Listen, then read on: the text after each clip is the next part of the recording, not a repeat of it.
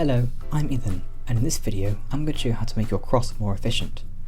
The cross is the first of 4 steps in the CFOP method, so it's important that you can do it quickly and efficiently. So let's get started. For this video I'll always solve the white cross, because I'm not colour neutral, and you don't need colour neutrality to have an efficient cross. No matter what the scramble is, you can always solve the cross in a maximum of 8 moves, but the most efficient solution isn't always obvious. It usually involves inserting one cross piece in a way that makes it easier for you to insert the next cross piece. By optimising your cross efficiency, you can plan the whole cross during inspection so you can execute it quickly, and it will also be useful for F2L look ahead later. Firstly, you don't have to insert all cross pieces into the correct places. You can just as easily solve the cross moves aligned like this, and then align it afterwards with a D move.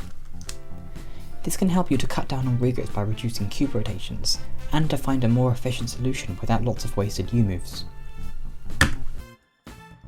Depending on the position, inserting a piece into the cross might take one move, or more than one move. For pieces which take multiple moves, put the piece on top of another cross piece to make both of them easier to insert. For example, instead of inserting this piece in one move, we can put this other piece on top of it before inserting it, and that sets this piece up to a one move insert. It's best to deal with these pieces as early as possible because you have more freedom to move it around when fewer cross pieces are solved. If you end up with a bad cross piece as your last piece for some reason, there is an algorithm to solve it quickly. Just put the piece to the right of where it needs to go, then do R', F, R. You can also mirror this algorithm depending on the situation. This insert is very fast because it starts in home grip and has no regrips, but try to use it while inserting other pieces to make it even more efficient. The worst possible case for a cross piece is being in the right place but the wrong way round. You should definitely try to solve these pieces as early as you can, or move them up to another layer so they'll be moved around when you insert other pieces.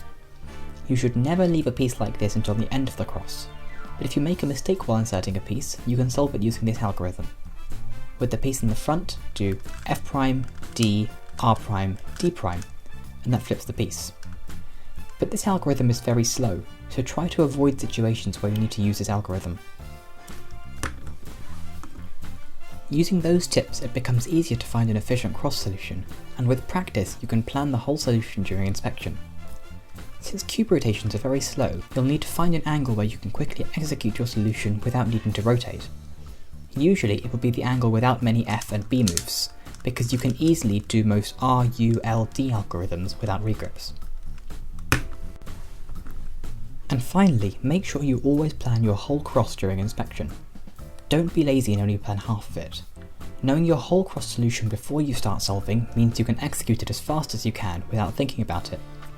It also means you can look ahead to F2L, or even plan cross plus 1. But you can't do those unless your cross solution is efficient. So I hope you learned something new from this video. If you enjoyed it, please subscribe by clicking the button down here. Thanks for watching.